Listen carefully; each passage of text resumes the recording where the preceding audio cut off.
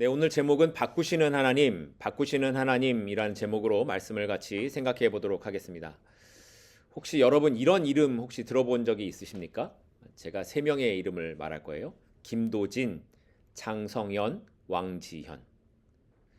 한 번도 안 들어보신 이름이죠. 그런데 이런 이름은 아마 들어보셨을 거예요. 원빈, 장나라, 전지현. 잘 알고 계시죠? 원빈의 원래 이름이 김도진이라고 하고요. 장나라는 장성현, 전지현은 왕지현이라고 한다고 합니다. 어떠세요? 여러분 이렇게 이름을 보시니까 이 사람들 이름이 바꾼 게 더 나은 것 같으신가요? 네. 이 연예인들이 이름을 왜 바꿀까요? 아마 좀 더 특색이 있거나 좋은 이미지를 갖기 위해서 이름을 바꿀 겁니다. 어쩌면 기획사에서 그런 것들을 요구하기도 하죠. 그런데 만약 여러분의 이름이 바뀐다면 여러분은 어떤 이름으로 바꾸었으면 좋겠다라는 생각을 해보신 적이 있으십니까? 나는 이런 이름이면 좋겠어. 그런데 오늘 본문에서도 이렇게 이름이 달라지고 심지어 자신의 육체의 어떤 부분도 달라진 한 사람이 등장을 해요. 그 사람이 누굴까요? 이 사람은 이렇게 달라진 다음에 그의 삶에 굉장한 변화도 일어나게 됩니다. 우리가 살펴보고 있는 아브라함입니다.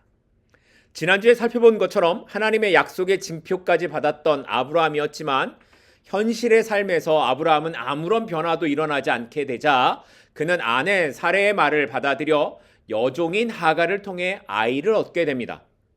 그런데 그렇게 해서 얻은 이 아이로 인해 아브라함이 행복했다고 그랬나요? 그렇지 않았죠. 결국 그 일로 인해 집안에 불화가 일어나게 되었고 하갈이 사레를 피해 도망을 가기는 했지만 결국에 다시 돌아와 아들을 낳고 그 이름을 무엇라고 지었다고요? 이스마엘이라고 지었습니다. 그때에 아브라함의 나이가 86세였다라는 것이 지난주에 살펴본 16장의 내용입니다. 오늘은 그렇게 이스마엘이 태어난 후에 하나님께서 아브라함에게 나타나신 장면으로 오늘 본문이 시작되고 있습니다. 오늘 본문 1절입니다. 아브라함이 99세 때에 여호와께서 아브라함에게 나타나서 그에게 이르시되 나는 전능한 하나님이라 너는 내 앞에서 행하여 완전하라. 하나님께서 아브라함에게 나타나신 때 아브라함의 나이가 몇 세라고요? 99세라고요. 자, 그런데 제가 방금 전에 말씀드린 것처럼 지난 16장에서 아브라함이 이스마엘을 낳았을 때 나이가 몇 세라고요? 86세예요. 자, 16장에서 17장 넘어오는데 몇 년 걸렸습니까? 13년 걸렸습니다. 13년. 이스마엘을 낳고 13년의 시간이 지나는 동안 그런데 하나님께서 한 번도 아브라함에게 나타나거나 말씀을 주신 일이 없었다라는 거예요. 13년의 시간이 지난 동안 한 번도 나타나지 않으시는 하나님. 이게 무슨 의미일까요? 이전엔 여러 번 아브라함에게 나타나시죠. 약속도 하시고 내가 너와 함께 하겠다라는 말씀도 하시고 하나님께서 계속해서 아브라함에게 나타나서 말씀을 하셨어요. 그런데 13년의 시간이 지나는 동안 한 번도 하나님이 나타나지 않으셨다라는 것, 이건 무슨 의미일까요? 심지어 이스마엘 때문에 집안에 갈등이 생겼을 때조차 하나님은 아브라함이나 사레가 아니라 누구에게 나타나셨습니까? 여종 하갈에게 나타나셨습니다. 하갈에게 나타나 찾아오셨죠. 아브라함이나 사레에게는 침묵하고 계십니다. 13년 동안 아무 말씀을 하지 않으십니다. 그런데 이 침묵이 아브라함이 선택한 행동에 대한 하나님의 응답이었다는 겁니다. 아브라함은 사라의 제안을 받아들여 하갈과 동침을 하고 결국 이스마엘을 낳습니다.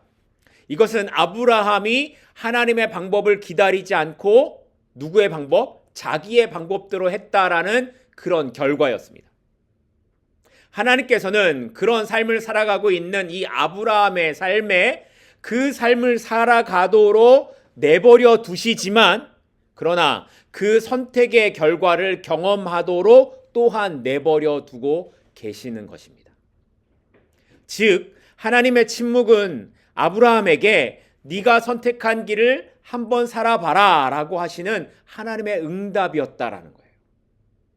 그런데 이게 아브라함만 그럴까요? 이것은 성경에 자주 나타나는 하나님의 방법입니다. 이스라엘 백성들이 자기들의 왕을 세우기를 원했을 때 하나님께서 사울을 왕으로 세우도록 허락하셨습니다. 그리고 그 결국에 그들의 선택의 결과는 그들이 경험해야만 하는 일이었습니다. 야곱의 삶도 마찬가지죠. 야곱은 이미 태중에서부터 하나님의 선택을 받은 사람이었습니다. 그럼에도 자기의 꾀로 장자의 축복을 받게 되고, 그리고 그 선택의 결과는 도망을 가야만 하는 삶이었습니다. 그런데 도망을 가다가도 이 야곱이 어떤 경험을 하게 됩니까? 하나님께서 자신을 찾아오는 경험을 하게 되죠. 그래서 베델에서 하나님의 사자를 만나고 그곳에 돌을 쌓습니다. 자, 그럼 어떤 삶을 살아가야 될까요? 하나님과 함께 동행하는 삶을 살아야 되는데, 야곱은 삼촌 라반의 집에서 20년 동안 자기 생각대로 살아갑니다. 그리고 그 20년을 자기 생각대로 살았던 결과가 뭐였습니까? 라반 삼촌에게서 도망가야만 하는 그런 결과를 받아들이게 됩니다. 이처럼 아브라함에게 주어진 13년의 시간은 그가 하나님의 약속이 아닌 자기 방법을 선택했을 때 어떤 일이 벌어지는가를 경험하게 하시는 시간이었던 겁니다.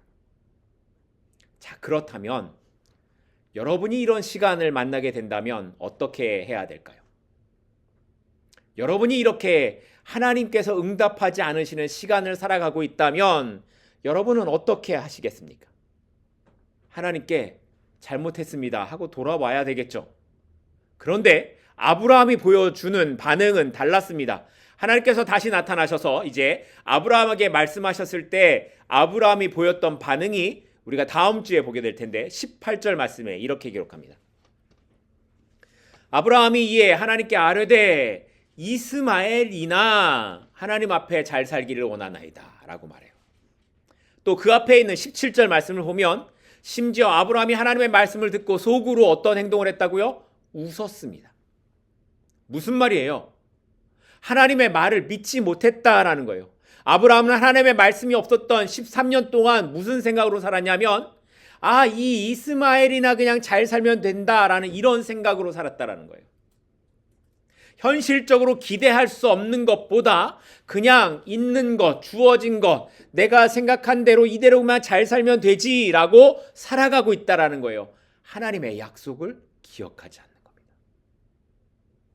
아브라함의 13년의 세월 동안 아브라함은 하나님을 기대하지 않았어요. 그냥 이 이스마엘이나 라고 생각하고 있는 거예요.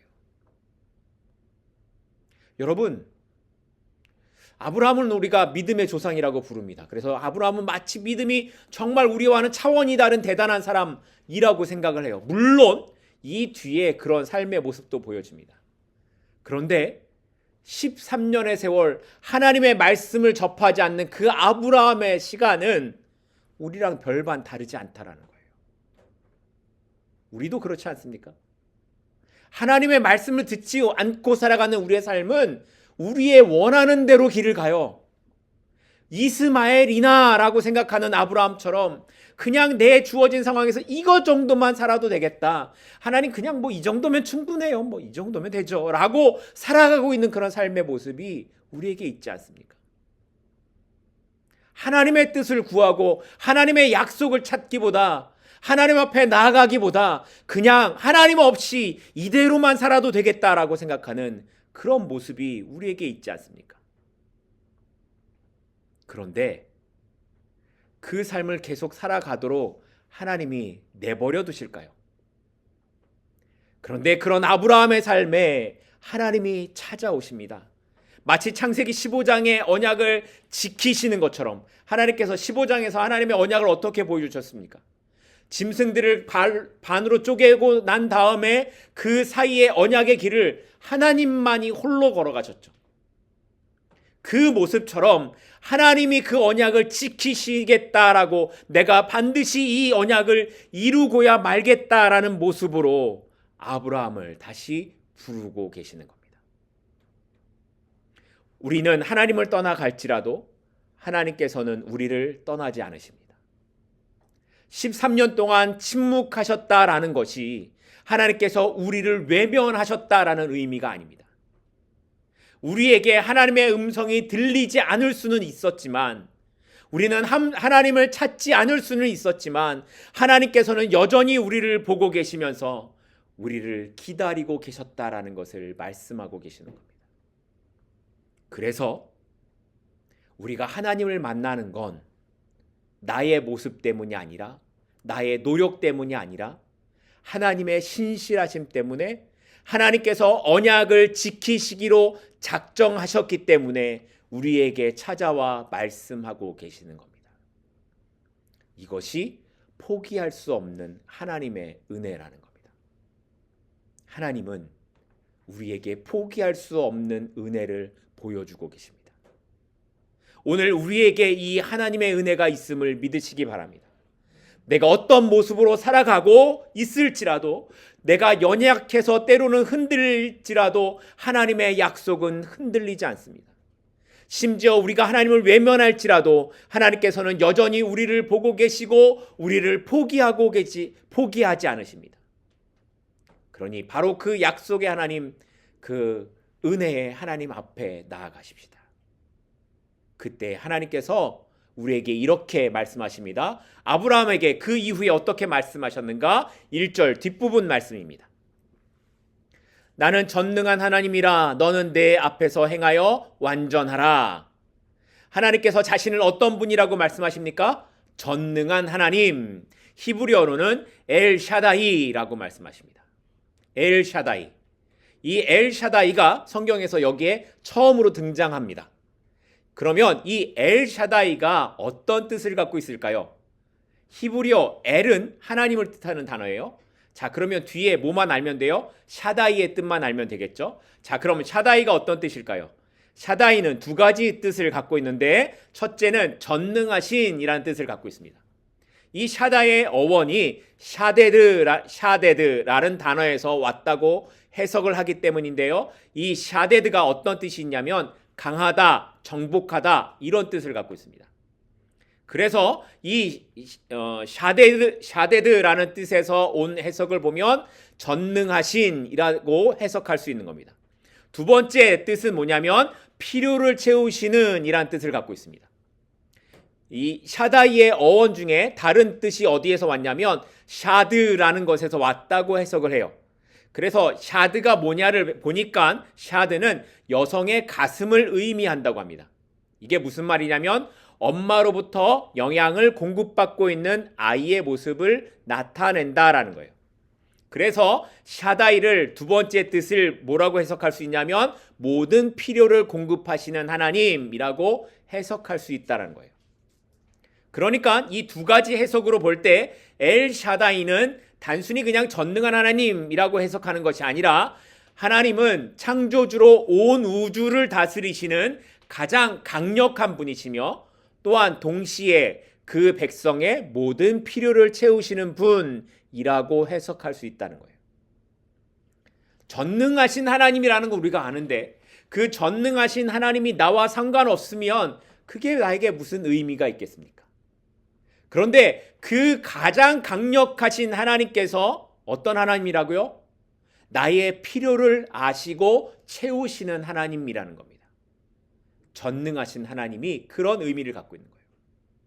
그런데 그 전능하신 하나님께서 99세 된 아브라함에게 나타나셔서 뭐라고 말씀하셨다고요? 엘샤다이.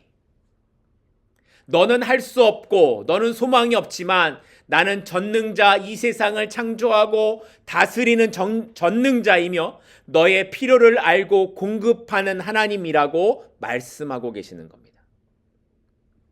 아브라함이 자신의 한계 앞에 섰을 때에 하나님께서는 그 한계를 넘어서 역사하시는 전능하신 하나님이라고 아브라함에게 말씀하시는 겁니다. 그런데 그 전능하신 하나님께서 그 뒤에 아브라함에게 어떻게 하라고 말씀하십니까? 너는 내 앞에서 행하여 완전하라 라는 겁니다. 너는 내 앞에서 행하여 완전하라. 여러분 어떠십니까? 여러분은 하나님 앞에서 완전한 삶을 살아갈 수도 있으십니까? 이 말을 들으면 우리가 어떻게 살아가지? 이게 어떻게 가능해? 라는 생각이 듭니다. 그런데 여기에 행하여 완전하라 라는 말씀 앞에 뭐가 있어요? 너는 내 앞에서라는 거예요. 하나님 앞에서라는 거예요. 그러니까 아브라함의 힘으로 살아간다고 완전할 수는 없겠지만 하나님 앞에 있으면 너는 불완전하고 연약하지만 전능하신 하나님 엘샤다이 하나님께서 아브라함의 삶을 그렇게 살아가도록 붙잡아 주시겠다라고 말씀하고 있는 겁니다. 나는 99세이고 내 아내는 89세인데 내가 무슨 애를 낳겠냐고.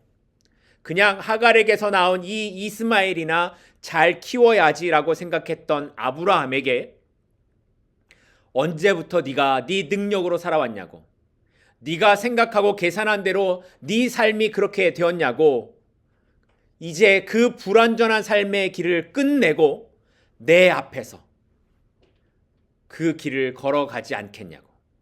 그러면 내가 너를 완전한 길로 이끌어 가시겠다라고 말씀하시는 겁니다. 여러분은 여러분의 지혜로 하나님을 이해하실 수 있으십니까? 그럴 수 없죠.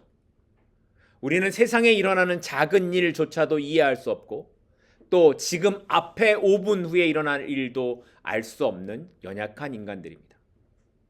그렇게 하나님의 계획과 그 일하심을 우리는 짐작도 알 수도 없습니다. 그렇게 하나님께서 우리에게 원하시는 것은 우리의 계산과 논리를 넘어서 오직 하나님 앞에서 행하는 삶이라는 겁니다. 내 뜻대로가 아니라 하나님 앞에서 행하는 삶. 그리고 그 길을 갈 때에 우리는 하나님 앞에서 온전한 삶으로 나아갈 수 있는 것입니다. 이렇게 전능하신 하나님으로 나타나신 이제 하나님께서 아브라함과 맺은 언약을 다시 한번 보여주고 계시는데요. 오늘 본문 4절과 5절 말씀으로 가겠습니다. 보라, 내 언약이 너와 함께 있으니 너는 여러 민족의 아버지가 될지라. 이제 후로는 내 이름을 아브람이라 하지 아니하고 아브라함이라 하리니 이는 내가 너를 여러 민족의 아버지가 되게 함이니라. 아브라함에게 어떤 일이 지금 일어납니까? 그의 이름이 바뀌는 일이 일어나죠. 하나님께서 아브라함의 이름을 바꾸시겠다라고 말씀하신 겁니다. 그런데 성경에서 이름이 바뀐다라는 건 단순히 이름이 불려지는 이름이 달라졌다라는 의미가 아니라 그 사람의 정체성이 달라졌다라는 걸 의미하는 겁니다. 원래 아브라함의 이름 이 아브람은 높은 아버지라는 뜻을 갖고 있습니다. 그런데 그 이름을 아브라함, 무슨 뜻이냐면 열국의 아버지, 많은 나라의 아버지로 바꾸시겠다라는 거예요. 아브람이 그대로 살았다면 그는 한 가문의 아버지로 그냥 부족함 없는 인생, 그냥 가정에서 높임을 받는 아버지의 삶을 살았을지 모릅니다. 그런데 하나님께서는 그 아브람의 존재를 한 가정이 아니라 많은 나라의 아버지로 만들어 가시겠다라고 약속하고 계시는 거죠. 그리고 그 약속의 말씀처럼 아브라함은 실제로 여러 민족의 아버지가 되었고 심지어 그를 통해 어떤 일이 일어납니까? 하나님의 구원의 은혜가 나타나는 일에 쓰임받는 인생이 되었습니다. 그렇게 아브라함은 한 가문에서 높임을 받는 사람이 아니라 모든 여러 민족에게 높임을 받는 믿음의 조상의 삶을 살아가게 되었다는 겁니다. 사람들이 보기에 아브라함은 여전히 자녀가 없는 99세 노인입니다. 그가 아들을 낳는 건 생각할 수도 없고 더구나 그가 열국의 아버지, 많은 민족의 아버지가 될 가능성은 전혀 없어 보입니다. 하지만 하나님께서는 아브라함을 보시고 지금의 모습이 아니라 앞으로 그렇게 될 존재로 보시고 말씀을 하시는 거죠. 그래서 오늘 그 뒤에 나오는 말씀 6절 말씀을 보면 어떻게 끝나고 있습니까? 나오리라 라고 끝납니다. 또 7절을 보면 하나님이 되리라 라는 말씀으로 끝납니다. 어떤 시제예요? 미래형이죠. 앞으로 그렇게 될 거야 라는 미래형 시제로 우리말이 번역되어 있어요. 그런데 히브리어 원문을 보게 되면 이게 미래형이 아니라 완료형으로 끝나요. 이미 그렇게 되었다라는 완료형. 그러니까 하나님께서는 아브라함을 보실 때 지금의 모습이 아니라 나중에 그렇게 될 모습을 하나님은 이미 알고 계시고 그렇게 보시는 것으로 말씀하고 계신다라는 거예요. 이미 아브라함을 통해서 왕들이 나왔다라는 거고 이미 후손들에게 땅을 주었다라는 것으로 하나님이 보고 계신다는 거예요. 어떻게요? 하나님은 시간을 초월한 영원부터 영원까지 계시는 존재이시기 때문에 우리는 알지 못하는 그 영원에 대한 일들을 하나님은 아시는 분이시기 때문에 시제와 상관없이 그렇게 이미 이루어진 것을 보고 계신다는 겁니다. 이것이 그런데 하나님의 언약의 방법입니다. 하나님께서는 우리의 현재가 아니라 우리의 미래를 보시고 말씀하신다는 거예요. 지금은 우리가 연약하고 부족해 보이지만 하나님께서는 우리의 현재가 아니라 하나님께서 만들어 가실 미래를 보고 말씀하시는 거예요. 우리가 지금 당장에는 나는 실패했어 라고 말하는 순간에조차 하나님께서는 아니라고 내가 이렇게 너를 보고 있다 라고 말씀하시는 겁니다. 우리가 하나님을 믿는다고 하면서 가장 많이 하는 잘못이 뭡니까? 현재의 상황에 좌우되어서 하나님을 믿지 못하는 거 아닙니까? 그런데 하나님은 내가 나를 바라보는 시선이 아니라 하나님의 계획 안에서 나를 바라보고 계신다는 겁니다. 99세에 전혀 가능성이 없는 아브라함에게 이미 너를 통해 왕들이 나왔고 이미 너를 통해 그 후손들에게 땅이 주어졌음을 말씀하시고 또한 그것을 이루어 가시는 하나님께서 오늘 동일하게 말씀하십니다. 내가 너를 나의 계획 가운데로 이끌어 가겠다고. 내가 너를 반드시 나의 자녀로 나의 백성으로 이끌어 가겠다라고 하나님이 말씀하십니다. 이것이 하나님의 계획이고 완성이라는 겁니다. 그래서 오늘 우리에게도 아브라함을 아브라함으로 바꾸신 것처럼 바꾸어진 이름을 주고 계십니다. 그게 뭘까요? 그리스도인입니다. 그리스도의 사람입니다. 아브라함이 그의 이름이 바뀌었을 때 그의 정체성이 달라진 것처럼 우리 역시 그리스도인 이런 이름을 갖게 되어 우리의 정체성이 달라졌다라는 겁니다.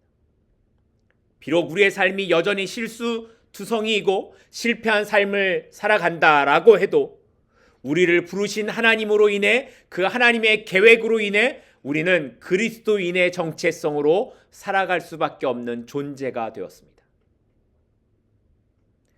비록 13년의 시간이 지나도 아브라함은 하나님을 찾지 않았지만 여전히 아브라함을 찾고 다가오시는 그 하나님, 그 미래에 일어날 것들을 바라보시고 말씀하시는 하나님의 그 일하심이 오늘 우리를 통해 동일하게 일하고 계십니다. 그리스도인으로 우리를 부르신 하나님께서 그리스도인으로 우리를 이끌어 가실 겁니다. 그리스도인으로 부르신 하나님께서 때로는 우리가 하나님을 찾지 않는 순간에라도 하나님은 우리를 미래의 그 날까지 이미 아시고 그렇게 만들어 가실 것입니다. 그러니 그리스도인의 정체성에 맞는 삶을 살아가십시다. 너는 내 사람이라고 부르시는 하나님의 부르심 앞에서 때로는 삐걱거리더라도 다시 중심을 하나님께 두고 하나님 앞에 살아갈 수 있는 저와 여러분이 될 수 있기를 소망합니다. 자, 이렇게 아브라함의 이름을 바꾸신 하나님께서 아브라함에게 이제 이전과 삶이 구별되는 삶의 방식을 하나 요구하고 계세요. 그런데 그건 아브라함뿐만이 아니라 그 후손들이 대대로 지켜야 하는 언약이라고 말씀하십니다. 오늘 본문 10절입니다. 너희 중 남자는 다 할례를 받으라. 이것이 나와 너희와 너희 후손 사이에 지킬 내 언약이니라. 하나님께서 아브라함에게 너와 너희 후손들이 반드시 지켜야 될 언약이 있다라고 말씀하시죠. 그게 뭡니까? 할례입니다. 할례는 지금으로 말하면 남자들이 하는 복용 수술인데요. 이것을 하라고 말씀하세요.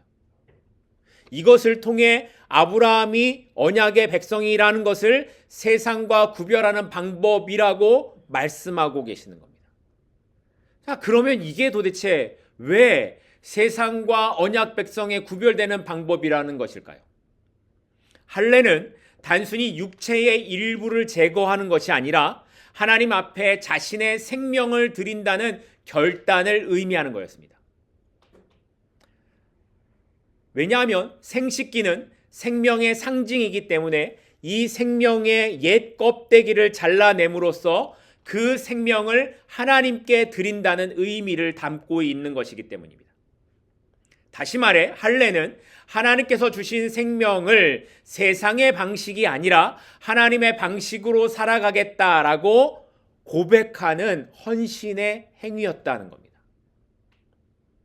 그런데 문제는 얼마의 시간이 지나지 않아서 이 할례가 변질되었다는 겁니다. 할례의 본질은 사라지고 그 형식만 남게 되죠. 그래서 아브라함의 후손들이 계속해서 할례를 받기는 해요. 할례를 다 행하기는 해요. 그런데 형식만 남는 거예요.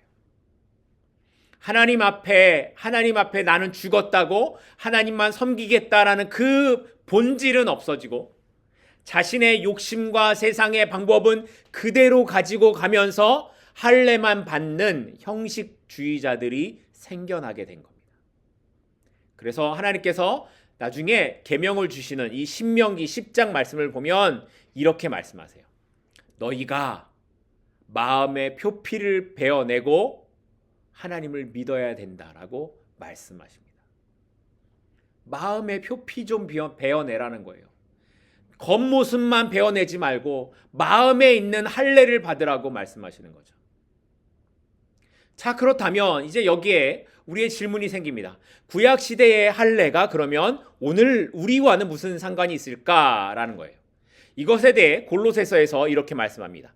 골로새서 2장 11절과 12절 말씀입니다.